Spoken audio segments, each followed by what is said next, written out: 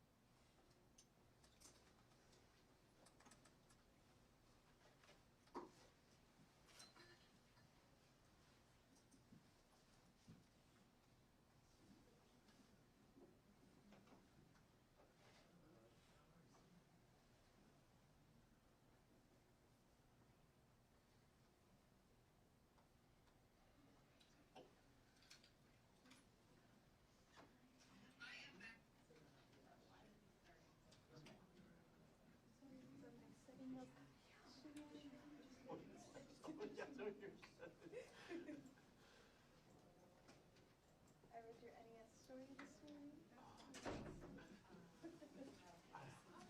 I'm losing track. I ended up with like 4 violins off of this thing even yesterday. There's so much information. Yeah, something on that and on like the issues of flagging and emergency water breaks, and then just like where things stand in general. Oh my gosh. Yeah, no kidding. I forgot that you. How long have you been? 2 years. Okay. I know I've talked to you about this. It feels like I haven't seen the run Yes, this is very Midwestern. I grew up in ice storms like this in Kansas City, so you're I am acutely familiar. Were you okay to go weekends? My power hasn't gone out at all. Either I've been lucky. same here. Yeah, I'm good. I'm glad to hear it. Yeah. Well, This is the second time I've been home, but otherwise I've just been hungry out. Oh, was yours outside? Oh no.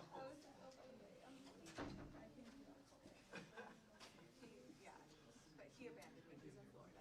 Oh yeah. Well, okay. Then you get to use his car for whatever. Yeah. He has a little conference or whatever. Lucky him getting out of here. Did he get out here before all of this? Just no, he was on Monday.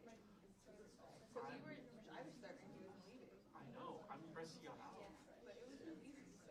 Okay, well, I guess it was more of a problem on, like, like Saturday I was the reporter on shift for breaking, and like it was all cancellations all day.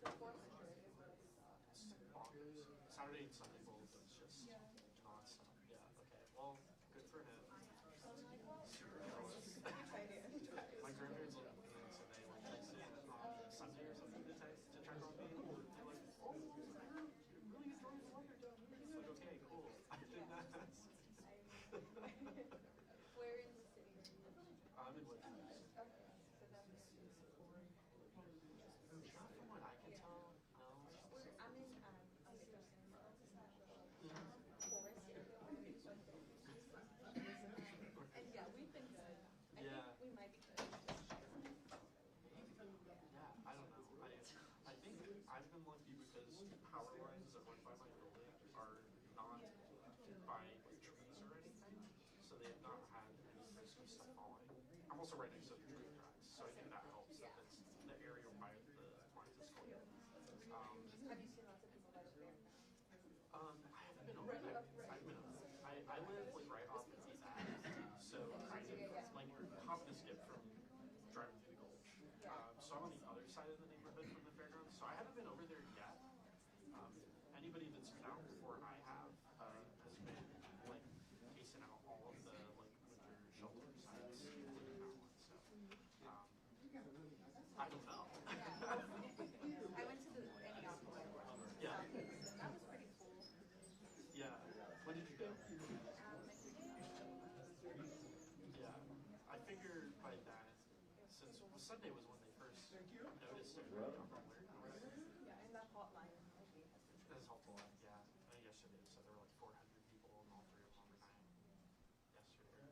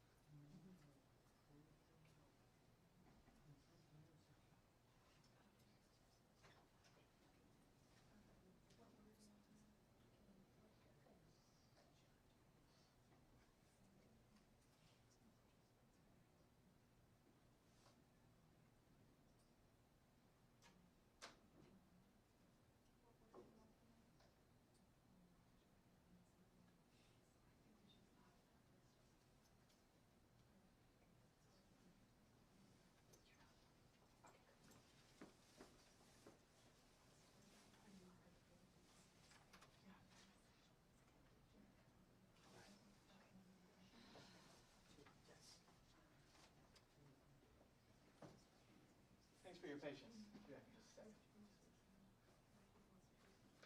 Oh, I'll speak English with it today. I think we don't do this every week, though. I think we'd be good at it. Yeah, I would love it.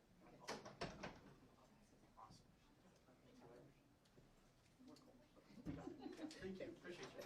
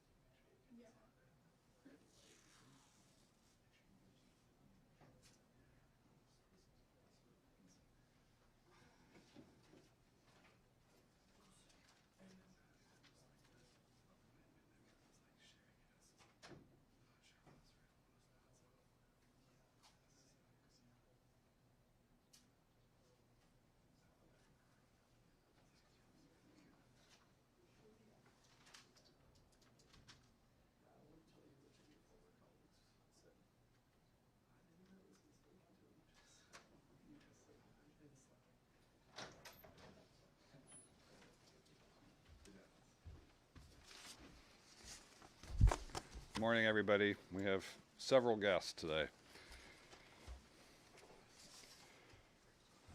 We're going to have a lot of people offering remarks and kind of an update on current conditions, so I'll kick things off and then hand over for several departmental and community remarks. So good morning.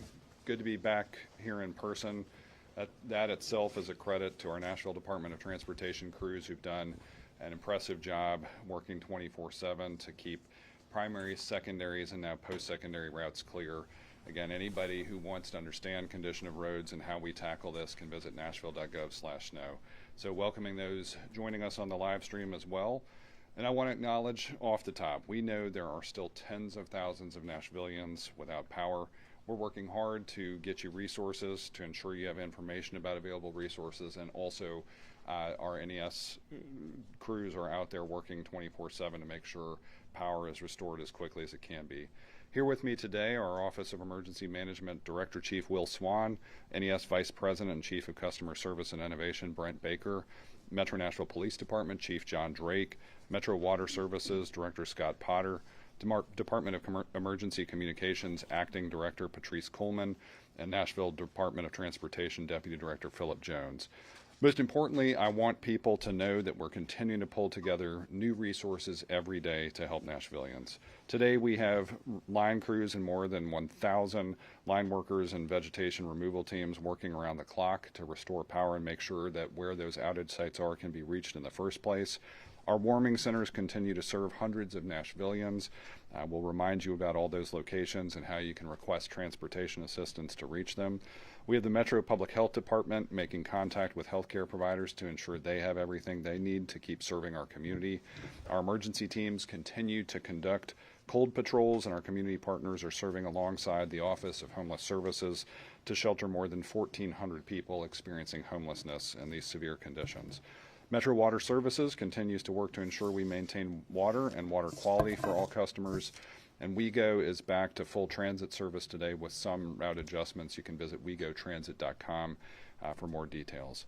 Now, one thing that's new today, our Office of Emergency Management has been in constant contact with TEMA about assessed needs. Our office has been in steady touch with the governor's office.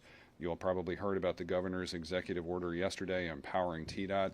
That includes National Guard support for clearing roads and trees in support of restoring power as quickly as possible. And we welcome that support.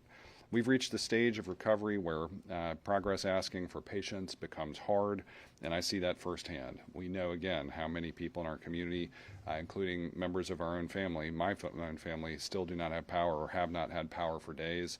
And when it comes back on, as it did for my parents the other day, it is a huge relief.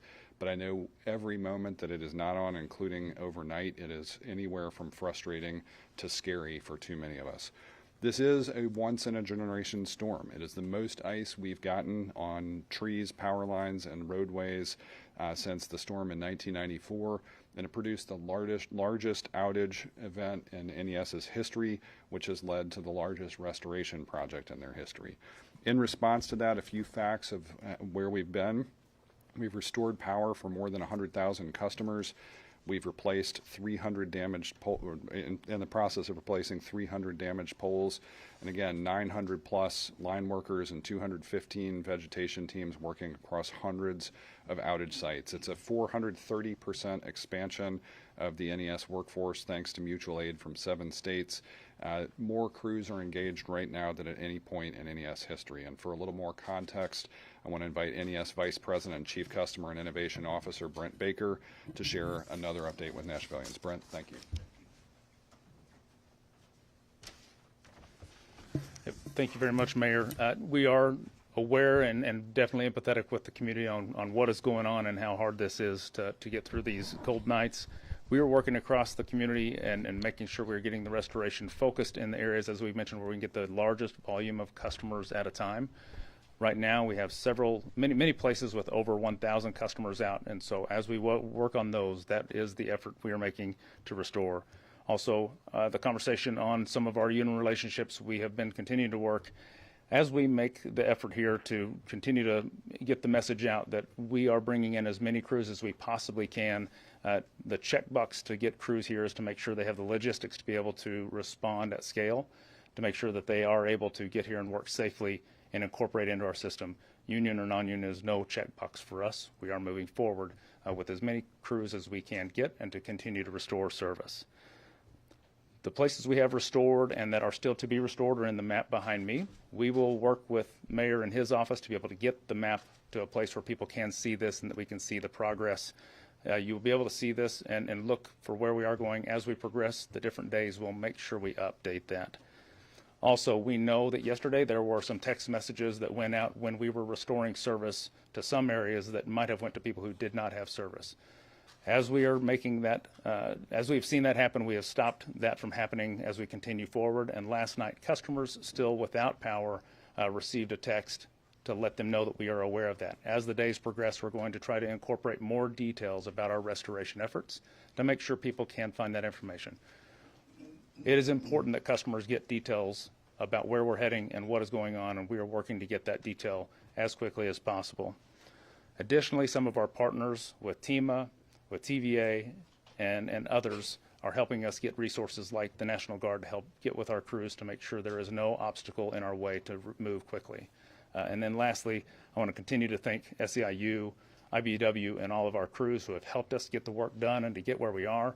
There is nobody here working harder than those people on the ground. The men and women are dedicated to getting your power on, and we will continue to scale our resources so that we can accelerate restoration. And so thank you all for your help on this and your patience as we continue to move forward.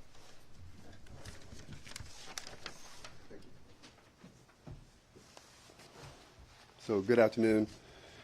First, let me make mention with many emails and concern of all of our residents, visitors, and citizens of Davidson County.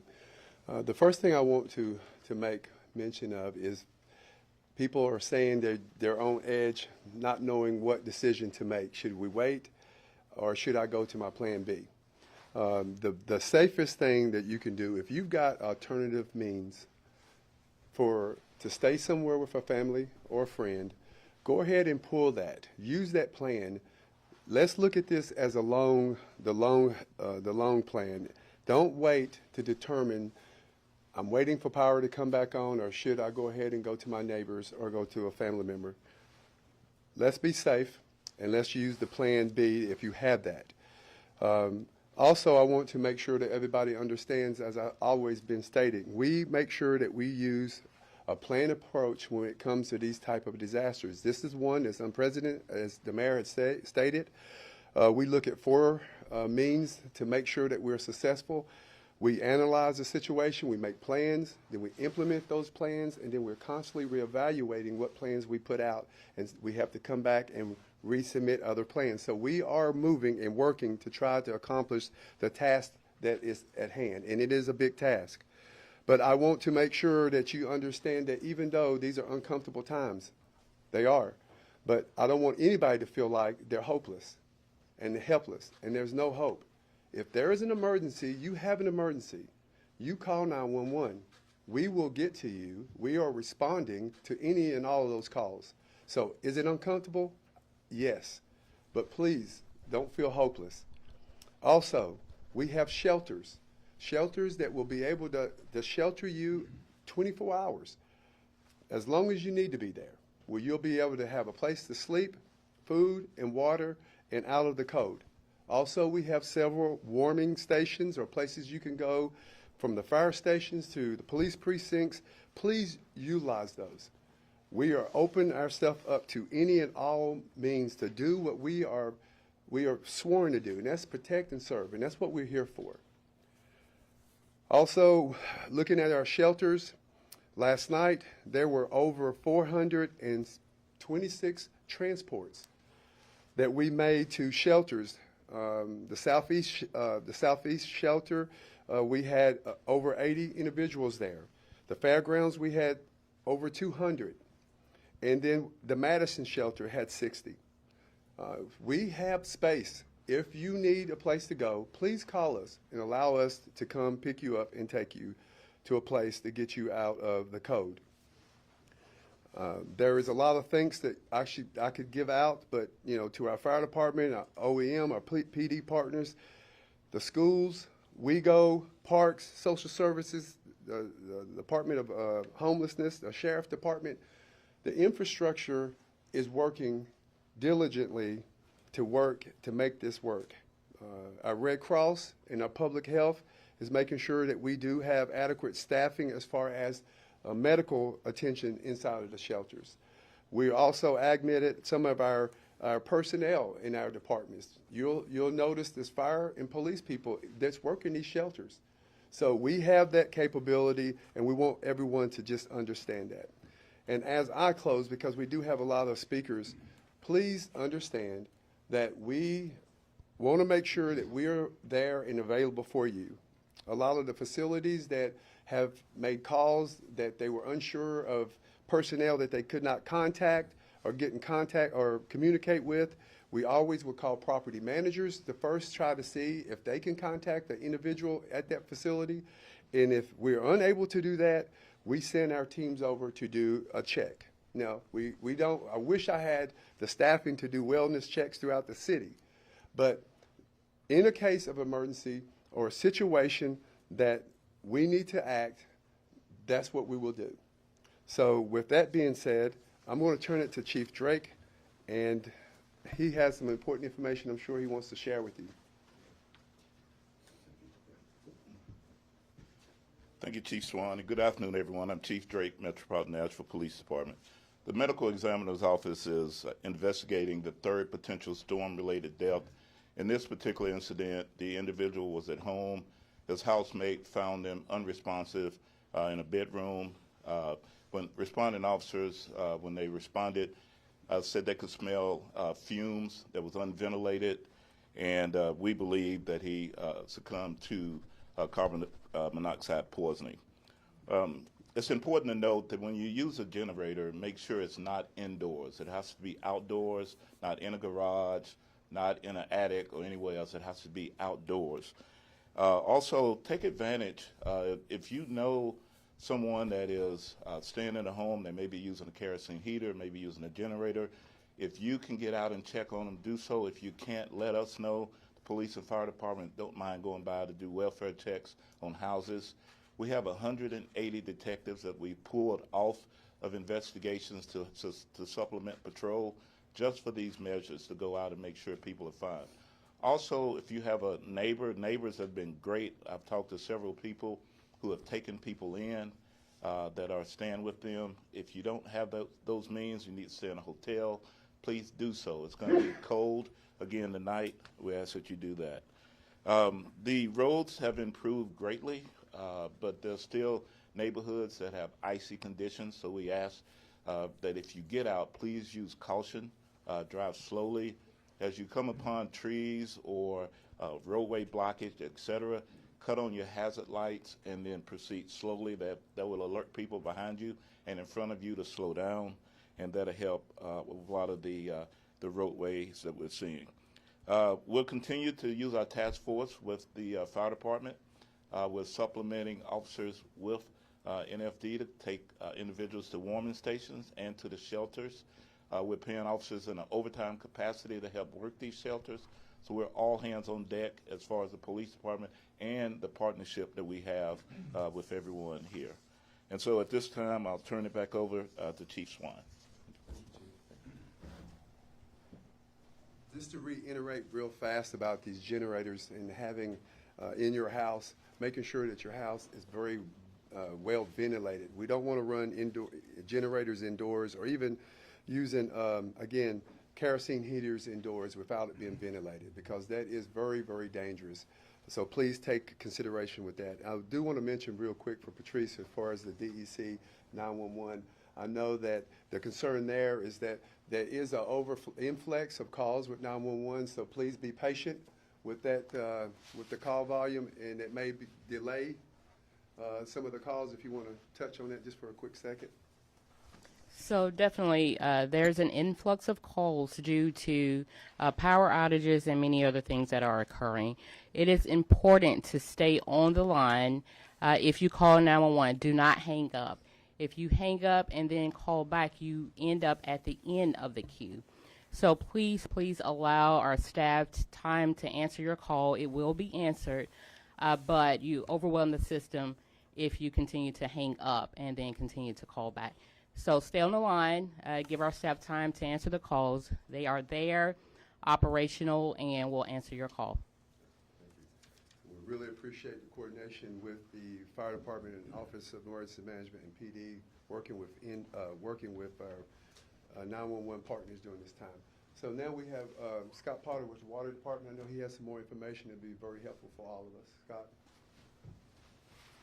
Thank you, Chief. Good afternoon, everybody. I'm Scott Potter, Director of Metro Water. First and foremost, there is zero concern about water quality in Davidson County and Nashville.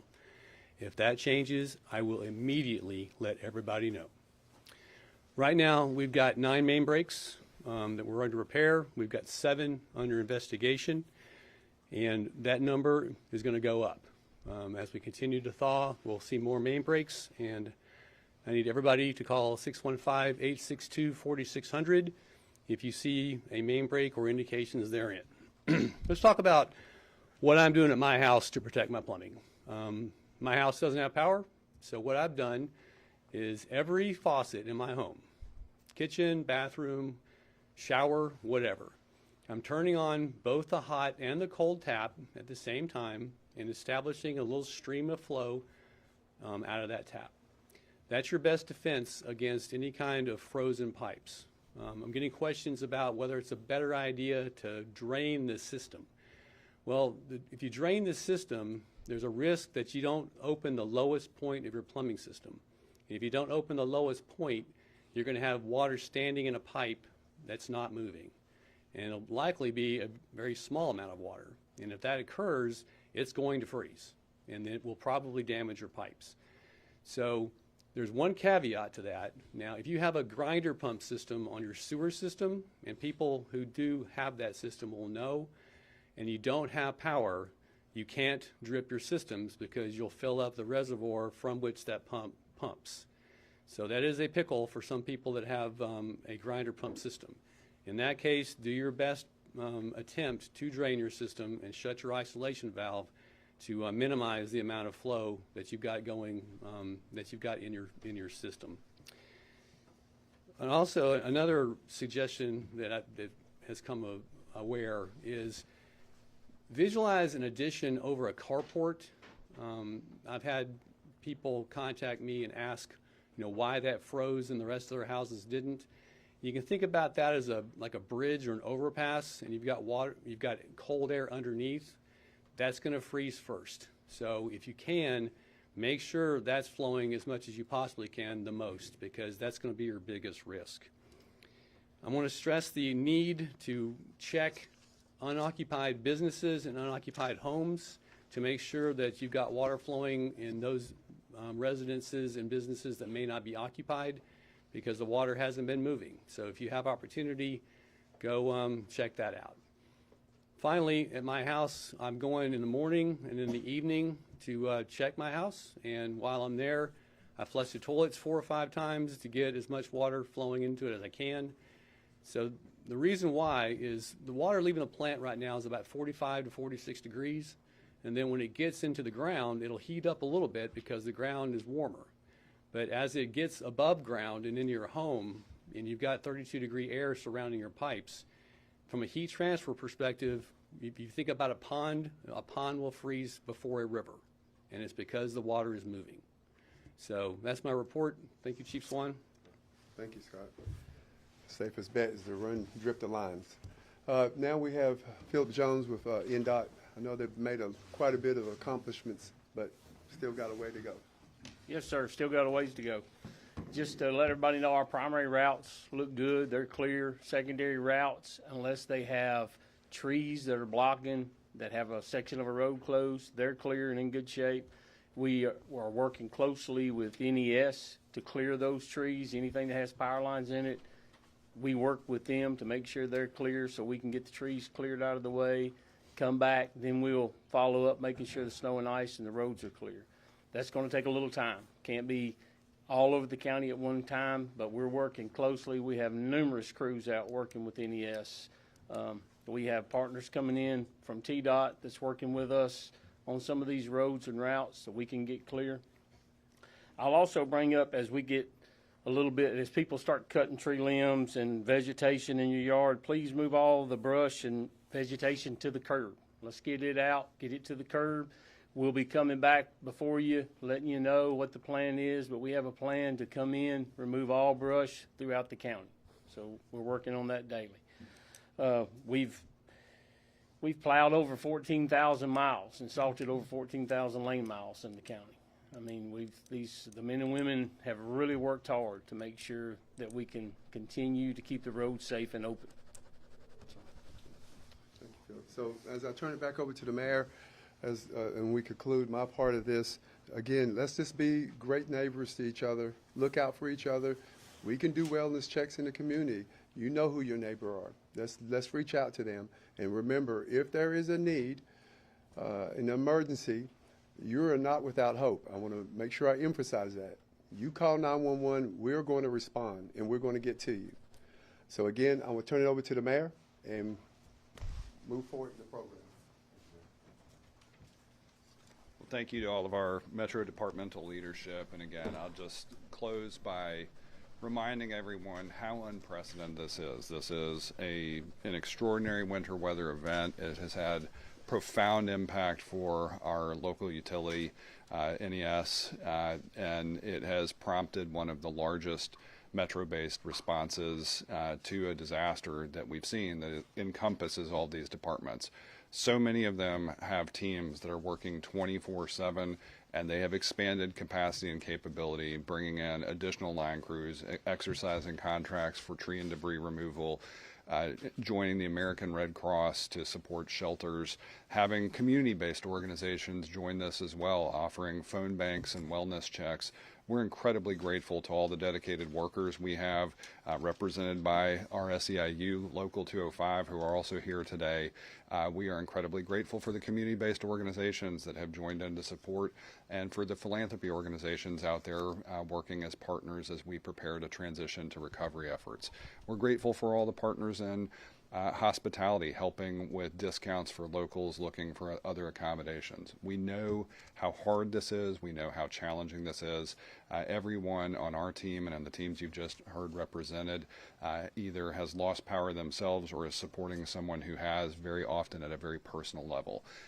So we are working tirelessly. We're going to continue to do that. It's going to be so important for us as Nashvillians to work through this together, to support one another as neighbors, and paramount of all, be safe. To Director Chief Swan's point, don't hesitate. This is not a time to second guess whether you should be seeking alternative accommodations. If your power's been out for a few days, you can see the outage map.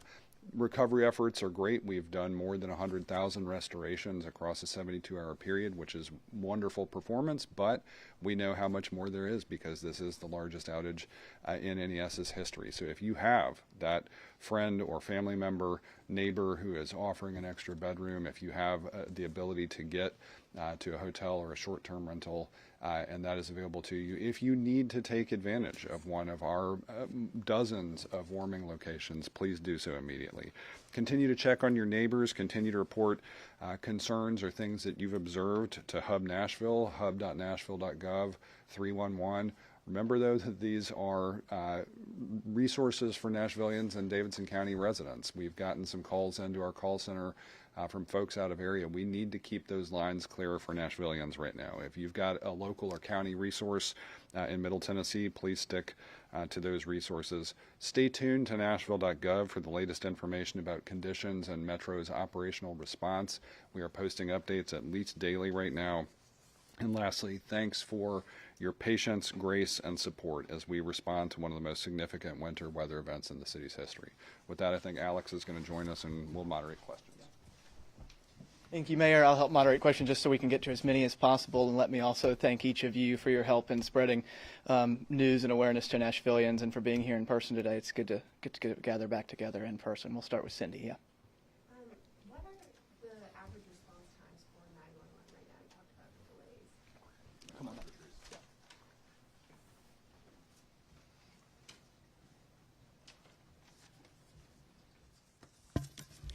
So I will say that our current system that we use to retrieve adequate call time responses we're facing a challenge with right now, and our technology team is working on that. But I would like to reiterate that we have staff that are there serving the citizens of Davidson County, Nashville and Davidson County, and we just ask that please continue to stay on the line, and a staff member will get with you, and those calls will be responded to. I do not have the average response time right now. And we can work on getting it for you. Yeah, another one to that. How are plans changing as really cold temperatures look to move in this weekend?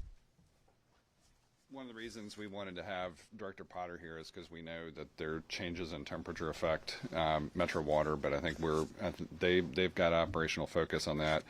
We've continued to look to expand warming location and shelter capacity and just generally across the board resources. I think what you're going to see coming into tomorrow is an expansion of community-based and philanthropic support, as well as we hope opportunities for volunteers who are in safe conditions to be able to jump in. So we have been looking at this on a daily basis, hour by hour, as weather conditions change, and we're going to continue to look to support Nashvillians and their safety and well-being throughout. Eli? The Green Hills Council member Jeff Preptooth said to constituents yesterday 3 to 5 days till full power, conservatively, optimistically. It's probably true. Yeah. I believe Belmead City Council this morning put something out or told people 2 weeks. You know, we could be 2 weeks without power. Are those estimates within the ballpark? Can you give us that? You know, they corroborate with what you're seeing. It sounds like at least the council member had conversations with city leaders, and that's how he came to at least 3 days, 3 to 5 optimistically. Can you give us any more information about some of those hard to reach, or maybe that last 100,000? Yeah. How slow that's going to be? Yeah, so at the beginning of the week, we mentioned multi-day prolonged event. We had been saying through the weekend, we know we will still be doing restorations. Right now, as you're watching the numbers move, we are still making progress and scaling up our resources. Until we get to that full scale and see the acceleration to give an exact timeline for all customers is still going to be a day or so out for us to give that clear endpoint of that and try to get that definition. What we are working on is getting more and more speed so that we can get that done. I will tell customers as we continue to make that progress, we'll give more detail. But right now we are looking at through the weekend for sure, and there are some definite going to be those last customers that are in those smaller pockets after we get the main lines on that could be longer. We have not yet seen just how many of those individual customers will be after we get main feeders on. That is one of the longest durations of an outage restoration. And until we get to that, there will be some customers still remaining. You said earlier full scaling up. Can you talk a little bit more about that? What is that? Yeah, so this is a large event that requires scale. And so as we continue to scale and escalate our resources, we have to onboard and make sure that is done safely so that we keep our line workers safe. Onboard more people. Oh, we are nonstop. We are going to onboard every day until we reach full capacity. The thing we have to do and remember is to keep everybody safe. The last thing we want is to have a line worker injured that would stop progress. If anybody gets hurt, progress will stop for an entire day until we figure out just what safety was. We have to keep everybody safe, and we are dedicated to that. That is the challenge with scaling at a level that would maybe make it look as though we had more people on the ground. We have to get them here in a smart way. That's why we continue to add. We have 900 as of last night and into this morning. We're adding another 50 resources today, thanks to SEIU and IPEW, working to find more and more of those qualified contractors that can hit the ground running. Until we find that piece of full scale and understand where our acceleration is happening, it is a bit of a challenge to give a specific on anybody, but we are working hard to make extreme progress to give those details. And Brent, thank you for that. And Eli, what I'll just say is, for context, again, what we went through as a family after the March 2020 tornadoes, which were about half the level between tornado and follow-up windstorms in terms of impact for NES, broken poles, et cetera. We were out of power for about 5 days, and we're on day 4 of that event. So I think NES is exactly right. For many of these customers remaining, it will be a multi-day event, and I think that's why you're hearing me and Director Chief Swan talk about the possibility of alternative accommodations. Yeah, Jordan?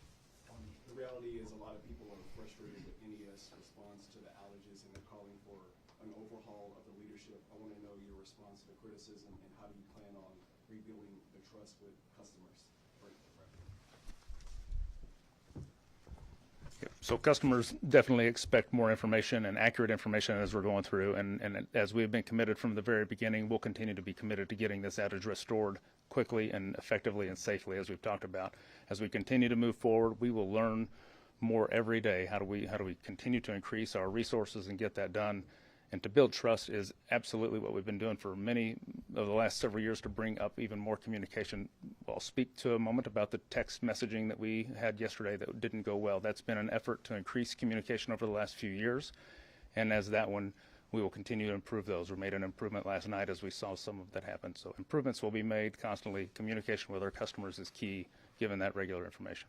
And quick follow-up, you mentioned during the board meeting that the red tape has been removed. Talk about what are y'all doing now? Yeah, so we are removing every restriction that would slow us down to bring resources on. If there's ways that would have possibly slowed us down in a normal course, we're making sure we are getting quick speed to get anything that might be red tape. Mr. Baker, I have a question. Real quickly, I'm going to follow up on that for Jordan. Also want to share, we've been in touch with NES leadership, CEO, multiple folks, to make sure that the response is appropriate. And I think you just recognized there was an NES board meeting. These are public processes, so anybody can tune into that. For me, I'm absolutely recognizing this as the largest outage in their history, and the speed of getting more than 100,000 people online in less than 72 hours. That was performance that was hard to even consider in the wake of the tornado and windstorms 6 years ago now. It is important for people to understand that this is a multifaceted challenge that we had. Weather continued through just the ice arriving Sunday morning. Precipitation continued. These are very dangerous conditions for line workers to be operating in, and they are operating around the clock. So I want people to understand exactly what not just the scale of this disaster is, but also the conditions for which the recovery is occurring. Okay, yeah. Karen? All right, this question is for Mr. Baker.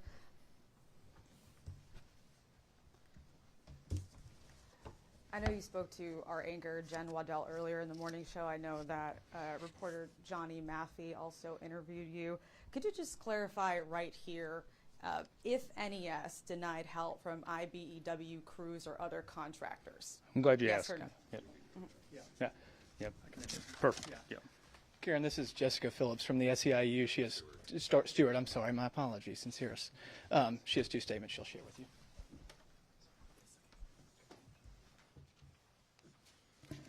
Hello, Jessica Stewart with SEIU Local 205. I'm the president of the local. Our statement is in response to the misinformation circulating regarding Nashville Electric Services storm response efforts. We want to clarify the facts and recognize the dedicated workers who've been serving our communities throughout this severe winter weather event. The claim that union workers are being prevented from responding to the storm is false. NES employees are proud members of SEIU Local 205, and they've been working tirelessly and around the clock since Friday night to restore power and address outages across Nashville.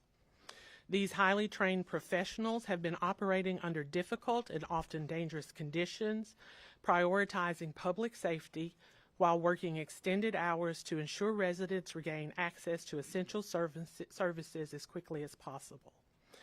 Their commitment reflects the highest standard of public service and professionalism.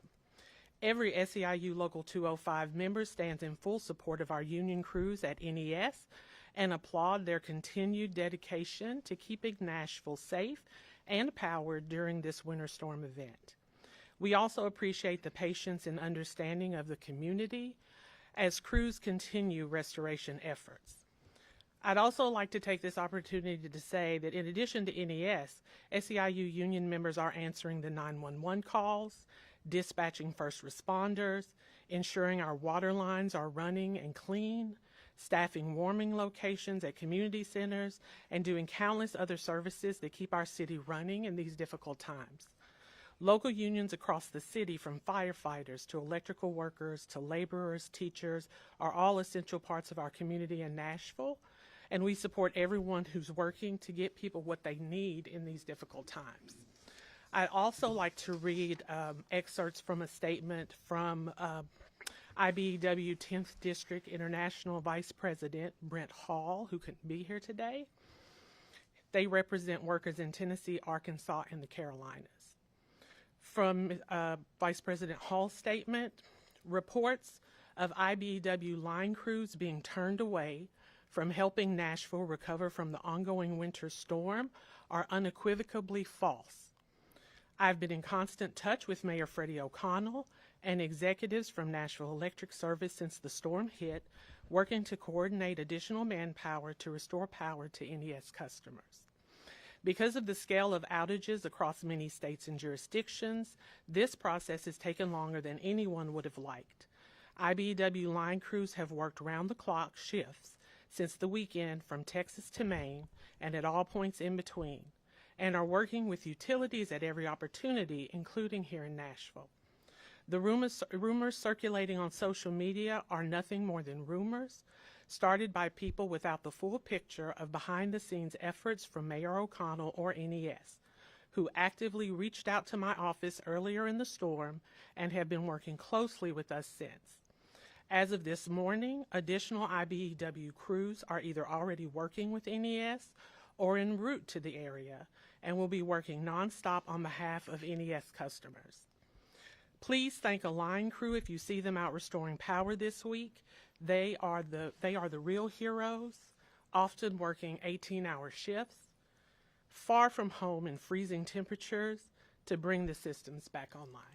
Thank you. I got to follow up. You said as of this morning, IBEW crews are out. As of this morning, or has this been ongoing since the beginning of the storm, that IBEW crews? So I have read the statement, so that's all I know. Thank you. So we'll get back into the scale of this storm. And so we did start with our SEIU team, and on Saturday we had the 200 that were here and available. We then reached with our partners around the region, other utilities that had contract crews that could respond and continue to grow. The mention in the statement of us working together with both SEIW and IBEW was SEIU and IBEW was what we were doing early on to figure out how, when we continue to scale, how quick can we get them, where are they at right now. The important thing as we bring on crews is that ensure that we can have the logistics to get them here, the safety when they are working here, which is extremely important. We want to make sure we remind everybody of the safety. So as we have done that, we've worked to see when can we bring those next ones on. IBEW crews yesterday started to move this way, and today was the day that they had shown up. And I want to emphasize the constant support and dedication and just overall commitment of our partners in organized labor. Our SEIU local, you just heard it from Jessica, they have been working in multiple 24/7 teams. They have been joined by IBEW, even though IBEW does not represent our NES folks. And so it is great to see them collaborating, great to see them responding together, and very proud to stand alongside our friends and partners in organized labor. I do just have one more question. There's 900 linemen right now, right, which is great. So a lot of people are at home. They're just wondering. They're taking shelter. With that amount of linemen out, when can we expect to possibly see the power restored? How does that make a difference? Yeah, I think he just answered that question. Let's keep going. Araceli? Switching gears a little bit, wondering on the transportation line, on average, how long are people waiting to get to a warming center? And On the call line. non-English speakers, what should they do when they call and perhaps they're greeted with like an English message? Yes, thank you. Since we started the operations of putting together a system in way that we could have individuals call a certain number and then the response from the fire department and police department and others to respond to them, it's been very effective. The first night that we had it, we started the process. We started a little later than what we would propose to, but we made well over 120 some transports, but we had 70 in the cube waiting. But for me to give you exactly the time frame, what I can tell you, the difference between the first night and last night is an incredible difference. Number one, we started it earlier. Matter of fact, today we're going to actually put the call out if you need a shelter. We're going to start that at 2 o'clock instead of waiting a little later in the afternoon, and it'll help our teams get people to the shelter quicker. But if you ask me how long, I would always say that, again, I think what we're doing is efficient and fluent. Could we be better? Of course. And we're working on that. I think when we talk about scaling, one of the things you heard NES talk about, and I know that word scaling, what does that mean? It means building the plan to meet the need, and sometimes that takes time to do it because you got to make sure you have the proper resources in place. Even at the shelters, we have proper people that can run the shelters, proper staffing, proper resources in order to be able to meet the demand. So at this point, we feel very comfortable and confident. If you need a ride, you call. We'll get to you quick and fast and efficient. And as far as our non-English speaking citizens and visitors and residents, we're working closely with the Office of Emergency Management. I will give you that information. I'm sorry, I cannot think of it right now, but we're working real closely to make sure that we have the ability for interpreters or for them to actually call out. And we're using other resources to have other warming shelters that are put into different communities. And I apologize, I don't have that, but I will make sure that it gets put out to you and to others. So, but thank you for that question. Again, my response to everyone is, again, if you need a ride, please call, and we'll make sure that we get to you and get you to a proper place. And again, if you've got a plan B, and you realize that you can go somewhere else, go ahead and pull that card, use it now, and then we've got something in a place for you if you need help.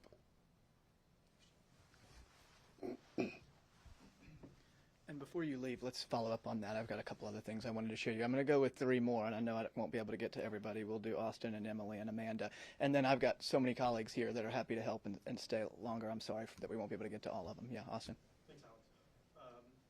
We had some discussion both today and yesterday about water system issues maybe being one of those next challenges that we're shifting focus towards.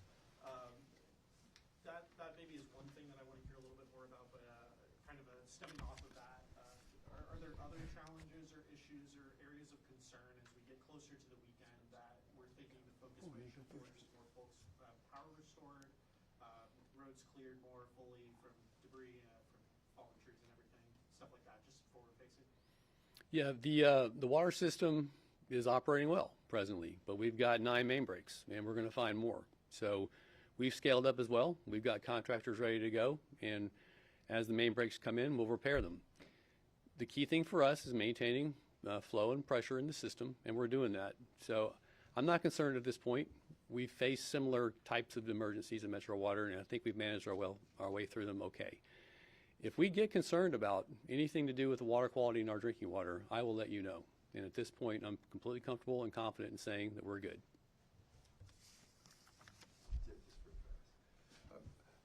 Also, just to address that question, you've heard NDOT talk about debris removal, and you've heard me talk about the fact that we may have trees in homes or we have damage to your properties, and we always talk about declarations and making sure that you can get reimbursed or have funding for our small businesses.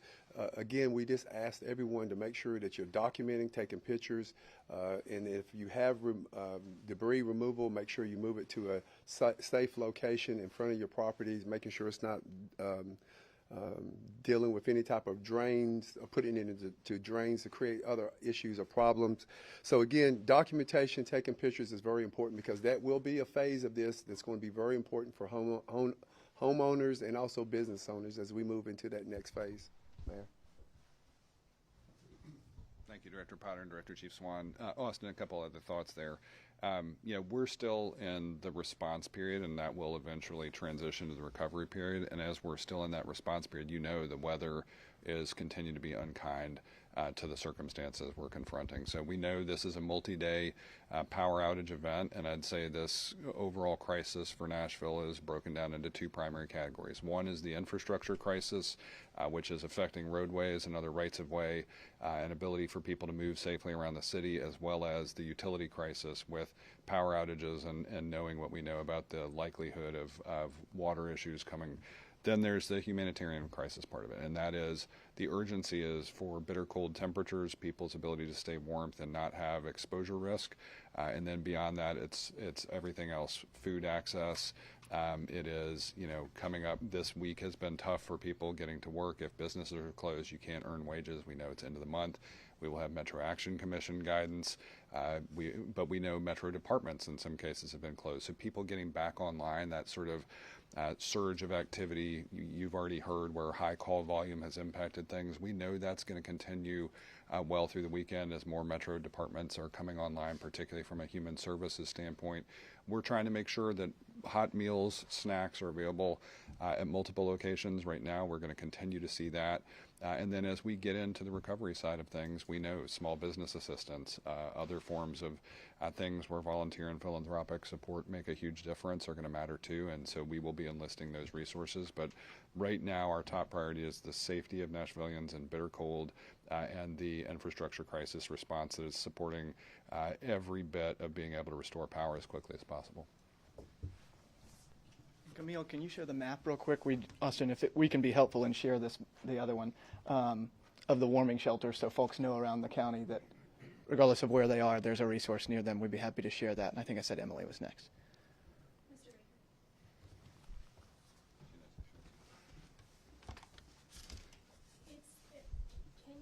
Why is it that on Wednesday, when power started to go out Saturday night, early Sunday, you still cannot give anything more specific than a multi-day event, which is what you were saying, Mayor, as well, before the power went out? And then just again on the workers, were there conversations with contractors outside of NES where NES said, we are good, we don't need contract work, and if IBEW workers were showing up yesterday, why did it take that long when most of these power outages occurred on Sunday? There's a lack of details.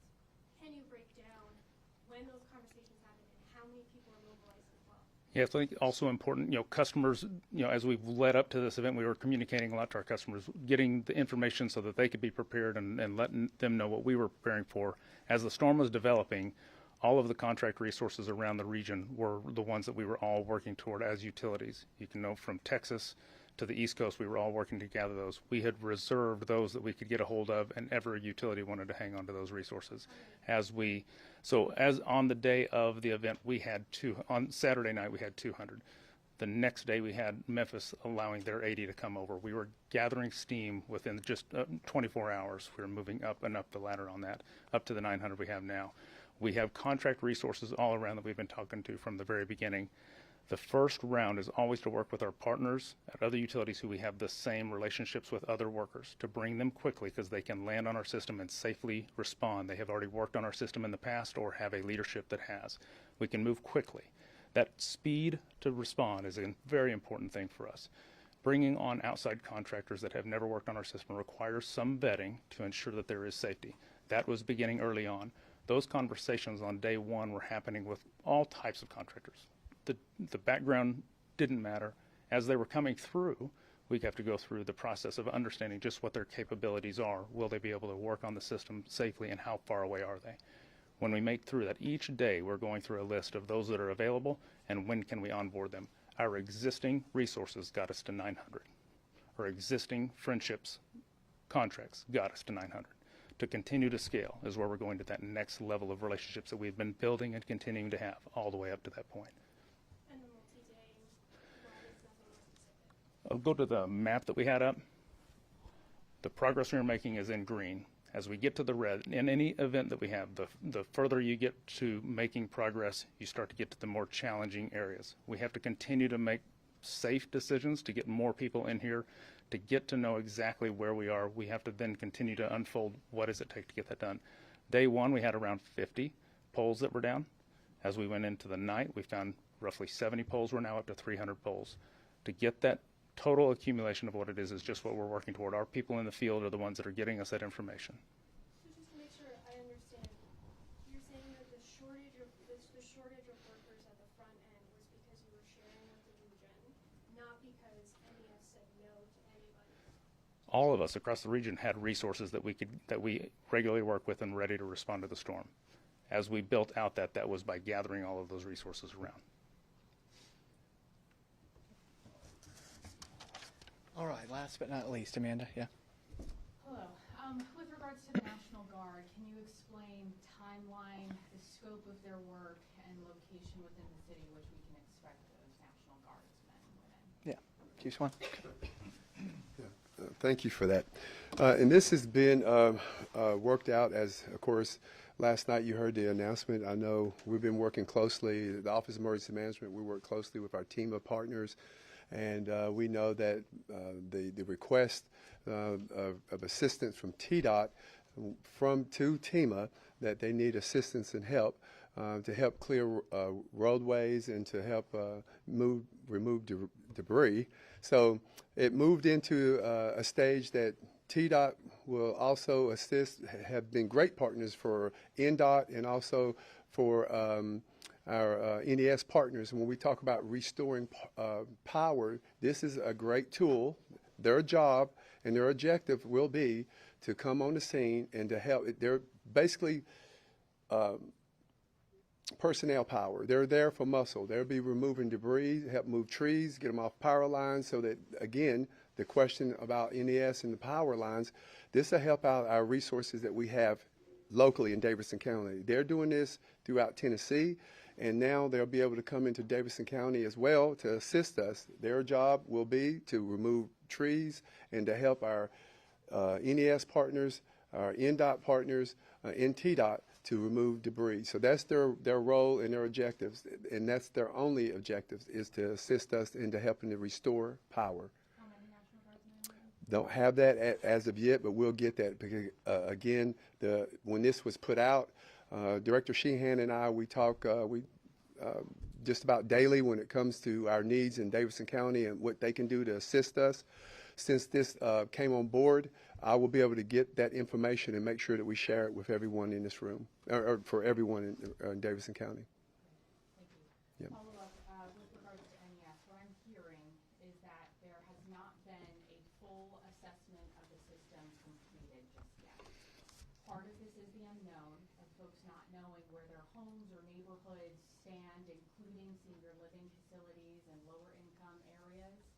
Can you explain where we are within that assessment and what we can expect from you all within the next few days and over the weekend of when we can expect our homes, neighborhoods, and communities to come back online? Yeah, customers expecting that information is why we have dedicated a lot of resources to get ahead of and as much information as possible. As we continue to make progress through different areas of the community and maybe have removed some of the debris to get there, thanks to the partnership we have all around the community, we do start to find more. Knowing exactly when we found everything is partially having to remove all of the debris and make sure we get there. So making an exact statement is something we are still working on when we will get to that. We are working tirelessly. Our crews are committed to getting to that point. And I'll share too, man. I mean, if you've been out across the entire county, you understand. I mean, some of these areas in red, including some of the ones in green, are just, they are devastation. As people have shared pictures with me or posted online, there are parts of the county that look completely normal. There are other parts that just look like things have exploded, and there are multiple poles down on one stretch of road, stretches of roadway that are nearly impassable. And so even getting that assessment through all of this has proven more challenging. And so that's one of the reasons why we have continued every day to scale capacity to get through that.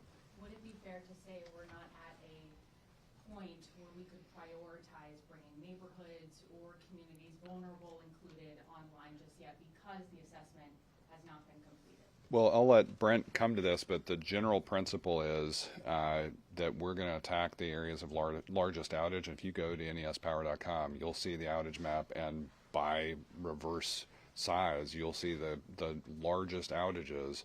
And generally speaking, that's how NES is strategically tackling this, is to get the most people online as quickly as possible. Some of those are specialized cases. They do look at critical care scenarios. They and OEM coordinate about this, but Brent, I'll let you offer anything else.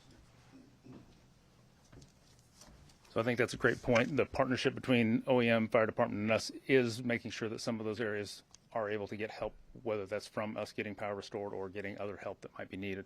The prioritization that we are working on, that we continue to talk about, is that volume of getting more and more customers that we can. The top 14 circuits that we have would restore 20,000 customers, which is what 14 groups of crews are working on right now. There's 30 of our largest outages that also have crews responding to those. So we are spread out across the community, making sure we are dedicating resources to quickly get those on. So that's how we're prioritizing that, and that is all over the community. And, you know, similarly, we've seen troubling speculation even from some council members about where resources are. And I hope people understand that between this map and where our warming locations are, we are trying to do countywide coverage. There is not some special area that's getting favored treatment. This is about numbers of customers and critical care. All right. Thank you, Mayor, and thank you to all of you all for your help this week. If you have follow-up questions, Julie and I are here. I see some other colleagues from DEC and NDOT in the back, so let us know how we can help you, and thank you for hanging in. I'm sorry we couldn't get to everybody, but thank you for coming. If you guys spoke, all of you all, if you could join us back in the mayor's office just for one more minute. Thanks, everybody.